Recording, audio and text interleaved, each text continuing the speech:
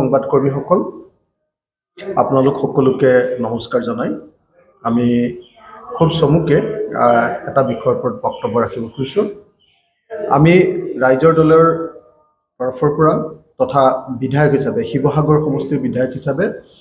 গৌৰৱ গগৈক আমি যোৰহাট লোকসভা সমষ্টিলৈ আদৰণি জনাইছো আপোনালোক সকলোৱে জানে যে ৰাইজৰ দলে আৰু মই নিজে বিধায়ক হিচাপে গৌৰৱ গগৈক যোৰহাটত নিৰ্বাচন খেলিব লাগে বুলি বাৰম্বাৰ অনুৰোধ জনাইছিলোঁ আৰু এই সন্দৰ্ভত মই ৰাহুল গান্ধী ডাঙৰীয়াকো অনুৰোধ কৰিছিলোঁ যে গৌৰৱ গগৈক যোৰহাটত নিৰ্বাচন খেলিবৰ কাৰণে অনুমতি প্ৰদান কৰিব লাগে তাৰ প্ৰধান কাৰণটো আছিলে যে গৌৰৱ গগৈ যদি যোৰহাট লোকসভা সমষ্টিত নিৰ্বাচনত প্ৰতিদ্বন্দ্বিতা কৰে তেতিয়াহ'লে উজনি অসমৰ খিলঞ্জীয়া মানুহৰ মাজত আমাৰ বিৰোধী নেতৃবৰ্গৰ বিৰোধীসকলৰ যি গুৰুত্বপূৰ্ণ ভূমিকা সেই ভূমিকাটো আমি ৰূপায়ণ কৰিব পাৰিম আজিৰ দিনটোত গৌৰৱ গগৈক যোৰহাট লোকসভা সমষ্টিত প্ৰাৰ্থিত্ব প্ৰদান কৰাৰ কাৰণে মই কংগ্ৰেছ দলক ধন্যবাদ জনাইছোঁ গৌৰৱ গগৈক আদৰণি জনাইছোঁ আৰু ৰাইজৰ দলৰ সভাপতি আৰু মোৰ কাষতে আছে কাৰ্যকৰী সভাপতি গোবিন্দ চেতিয়া ফুকন আৰু যুৱ বাহিনীৰ আমাৰ কেন্দ্ৰীয় কমিটিৰ সম্পাদক আমি আটাইকেইজনে স্পষ্ট আৰু দৃঢ়ভাৱে ঘোষণা কৰিছোঁ যে ৰাইজৰ দলে যোৰহাট লোকসভা সমষ্টিত গৌৰৱ গগৈক জয়ী কৰাবৰ কাৰণে সমস্ত শক্তিৰে সৰ্বশক্তিৰে আমি চেষ্টা কৰিম মই যোৰহাট লোকসভা সমষ্টিৰ প্ৰত্যেকজন ভোটাৰক আবেদন জনাইছোঁ আহক আমি ভাৰতবৰ্ষৰ ভিতৰতে এজন গুৰুত্বপূৰ্ণ সৰব আৰু উদীয়মান এজন ৰাজনীতিক ভাৰতৰ এজন উদীয়মান ৰাজনীতিক গৌৰৱ গগৈক আহক আমি সকলোৱে এবাৰ যোৰহাট লোকসভা সমষ্টিৰ পৰা জয়ী কৰাম গৌৰৱ গগৈক যোৰহাট লোকসভা সমষ্টিৰ পৰা জয়ী কৰাবৰ কাৰণে মই যোৰহাট লোকসভা সমষ্টিৰ প্ৰত্যেকজন নাগৰিকক বিনম্ৰভাৱে অনুৰোধ জনাইছোঁ ৰাইজৰ দলৰ প্ৰত্যেকজন কৰ্মকৰ্তাক অনুৰোধ জনাইছোঁ ৰাইজৰ দলৰ কৰ্মকৰ্তা মানে তেওঁ যদি যোৰহাট বিধানসভা সমষ্টিৰ হয় তিতাবৰ বিধানসভা সমষ্টিৰ হয় আমাৰ মাজুলী বিধানসভা সমষ্টি হওক মৰিয়নি বিধানসভা সমষ্টি হওক টিয়ক বিধানসভা সমষ্টি হওক কি কয় আপোনাৰ আমগুৰি বিধানসভা সমষ্টিৰ হওক পূৰ্বৰ আমগুৰি বিধানসভা সমষ্টি নাজিৰা বিধানসভা সমষ্টি শিৱসাগৰ বিধানসভা সমষ্টি থাউৰা বিধানসভা সমষ্টি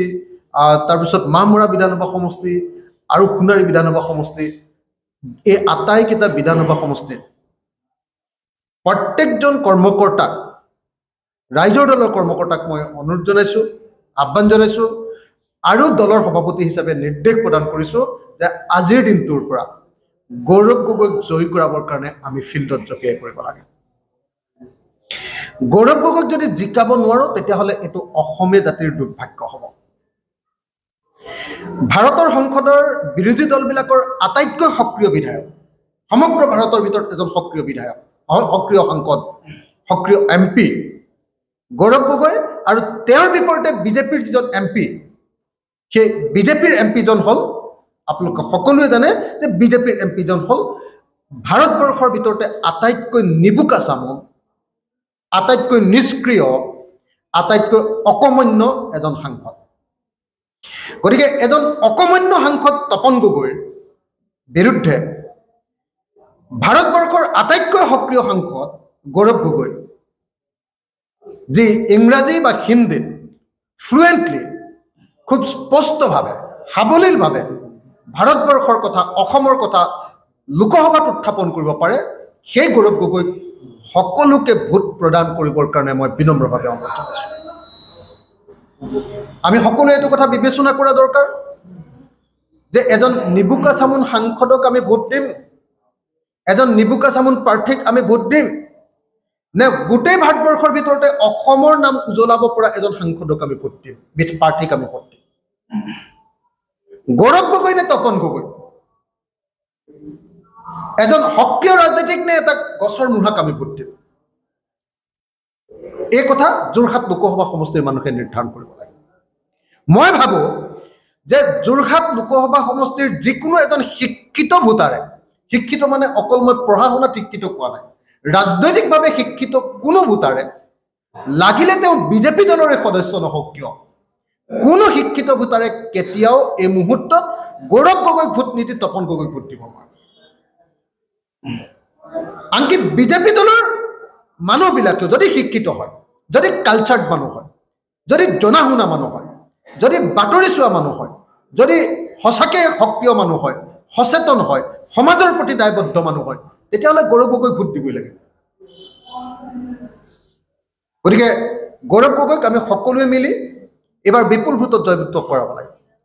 অন্ততঃ পক্ষে 3 লাখ ভোটত আমি গৌৰৱ গগৈক এইবাৰ যোৰহাট লোকসভা সমষ্টিৰ পৰা জয়ী কৰাব লাগে।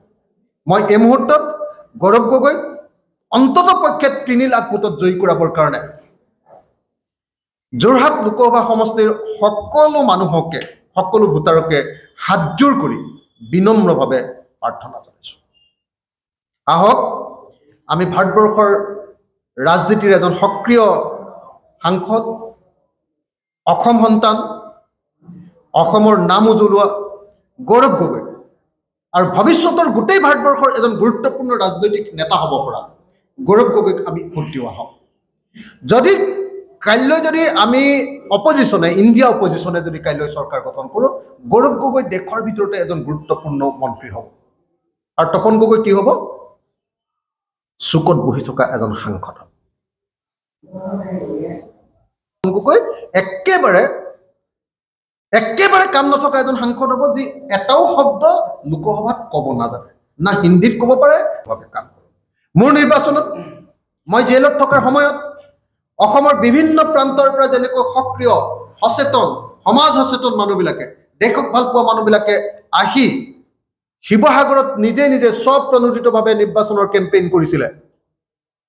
ঠিক তেনেকৈ গৌৰৱ গগৈক জিকাবৰ কাৰণে ভাৰতবৰ্ষৰ বিভিন্ন প্ৰান্তত থকা সচেতন অসমীয়াসকলক মই আহি ইয়াতে অংশগ্ৰহণ কৰিবৰ কাৰণে আহ্বান জনাইছোঁ। আৰু আজিৰ পৰা কা আন্দোলন আমাৰ চলি থাকিব। কা আন্দোলনৰ মাজে মাজে আজিৰ পৰাই গৌৰৱ গগৈৰ হৈ কাম কৰিবৰ কাৰণে আজি আমি ৰাইজৰ দলে সিদ্ধান্ত গ্ৰহণ কৰিছোঁ। এতিয়া মই গৌৰৱ গগৈ প্ৰসংগটো বাদ দি কংগ্ৰেছ দলৰ প্ৰাৰ্থিত্ব সম্পৰ্কে অকণমান আমাৰ অপজিশ্যন 16টা ৰাজনৈতিক দলৰ বিৰোধী ঐক্য মঞ্চৰ প্ৰাৰ্থিত্ব সম্পৰ্কে এটা মিনিটৰ মই এটা বক্তব্য প্ৰদান কৰিব খুজিছোঁ। বিৰোধী ঐক্য মঞ্চৰ তৰফৰ পৰা গৌৰৱ গগৈ ডাঙৰীয়াক যোৰহাটত দিয়াৰ কাৰণে আমি সকলো সন্তুষ্ট, কিন্তু আমি আশা কৰিছিলোঁ যে বিৰোধী ঐক্য মঞ্চৰ তৰফৰ পৰা অন্ততঃ পক্ষে ডিব্ৰুগড়ত যেনেকৈ লুৰিণ গগৈৰ প্ৰাৰ্থিত্ব নিশ্চিত কৰা হৈছে, তেনেকৈ বৰপেটাত CPIM দলৰ প্ৰাৰ্থিত্ব নিশ্চিত কৰিবৰ কাৰণে আমি আহ্বান জনাই আহিছিলোঁ। কিন্তু কংগ্ৰেছ দলে কালি বৰপেটা লোকসভা সমষ্টিৰ কাৰণে এজন প্ৰাৰ্থীৰ নাম ঘোষণা কৰিছে। এইটো দুখজনক, এইটো আমি বেজাৰ পাইছোঁ, কিন্তু এই সময় আমাৰ সংঘাত কৰাৰ সময় নহয়। সেইকাৰণে মই অনুৰোধ জনাইছোঁ যে যদি এতিয়া দুজন প্ৰাৰ্থী হয়, এজন কংগ্ৰেছৰ এজন প্ৰাৰ্থী আৰু আনজন CPIMৰ প্ৰাৰ্থী, মই অনুৰোধ জনাইছোঁ যদি CPIMৰ প্ৰাৰ্থীজনৰ ইম্পৰ্টেঞ্চ সেই বৰপেটা লোকসভা সমষ্টিত যথেষ্ট বেছি যেন আমি অনুভৱ কৰোঁ, কংগ্ৰেছ দলক মই আকৌ আহ্বান জনাম, যদিহে মনোৰঞ্জন তালুকদাৰ বৰপেটা লোকসভা সমষ্টিৰ CPIMৰ কেণ্ডিডেটজনৰ যদি প্ৰভাৱটো বেছি থাকে, ভোটত জিকাৰ বেছি সম্ভাৱনা থাকে, তেতিয়া যেন কংগ্ৰেছে বৰপেটা লোকসভা সমষ্টিৰ প্ৰাৰ্থিত্বৰ কথাটো পুনৰ বিবেচনা কৰে আৰু এটা যাতে কৌশলী অৱস্থান গ্ৰহণ কৰে, মই তাৰ কাৰণে আবেদন জনাম। কংগ্ৰেছ দলে আচলতে বৰপেটা লোকসভা সমষ্টিটো CPIM দলক এৰি দিয়াটো উচিত আছিল বুলি মই ভাবোঁ। দ্বিতীয়টো হ'ল যে আম আদমি পাৰ্টি আৰু তৃণমূল কংগ্ৰেছৰ লগতো কথা পাতি আৰু কাৰ্বি আংলঙৰ আমাৰ পাৰ্বত্য যিটো ৰাজনৈতিক দল আছে, জন ইনটি কাঠাৰ, JI কাঠাৰ নেতৃত্বাধীন সেই দলটোকো এটা চিট বা এখন আসন এৰি দিয়াটো উচিত আছিল বুলি মই ভাবোঁ। এতিয়ালৈকে হৈ নুঠিল, কিন্তু মই আশা কৰিম যে এই প্ৰক্ৰিয়াৰ মাজেদি আমাৰ ভোটলৈ গৈ থকাৰ প্ৰক্ৰিয়াৰ মাজেদি যি দলৰ কেণ্ডিডেট যিটো ঠাইত আটাইতকৈ শক্তিশালী ৰূপে বিবেচিত হয় আমি বিৰোধী ঐক্য মঞ্চই যাতে সময়ত সিদ্ধান্ত গ্ৰহণ কৰি আমি সেইজন প্ৰাৰ্থীৰ সপক্ষে আৰু বিজেপি দলৰ বিপক্ষে যেন আমি গোটেই ভোটখিনি একত্ৰিত কৰিবৰ কাৰণে সকলোৱে কাম কৰোঁ এইটো সময়ৰ আহ্বান এবাৰ বিজেপিক পৰাজিত কৰাটো ঐতিহাসিক দায়িত্ব বিজেপি যদি এবাৰ জিকে তেতিয়াহ'লে ভাৰতবৰ্ষৰ সংবিধানখন আৰু এই ৰূপত নাথাকিব বিজেপি যদি জিকে তেতিয়াহ'লে ভাৰতবৰ্ষ গণতান্ত্ৰিক দেশ হৈ আৰু নাথাকিব বিজেপি যদি জিকে তেতিয়াহ'লে কোনো মানুহৰ বাক স্বাধীনতা বুলি আৰু বস্তুটো নাথাকিব বিজেপি যদি জিকে তেতিয়াহ'লে আমাৰ দেশৰ সম্পদ সকলো কৰ্পৰেট শক্তিবিলাকক পুঁজিপতিবিলাকক বিক্ৰী কৰি দি শেষ কৰি দিব আৰু বিজেপি যদি থাকে তেতিয়াহ'লে প্ৰত্যেক দিনাই আমাৰ বস্তুৰ দাম বৃদ্ধি হৈ ভাৰতৰ মানুহক একদম সৰ্বশান্ত কৰি পেলাব গতিকে বিজেপিক পৰাভূত কৰাটো অত্যন্ত গুৰুত্বপূৰ্ণ কাম শেষত এটাই কথা কওঁ যিসকলে কাৰ বিৰোধিতা কৰে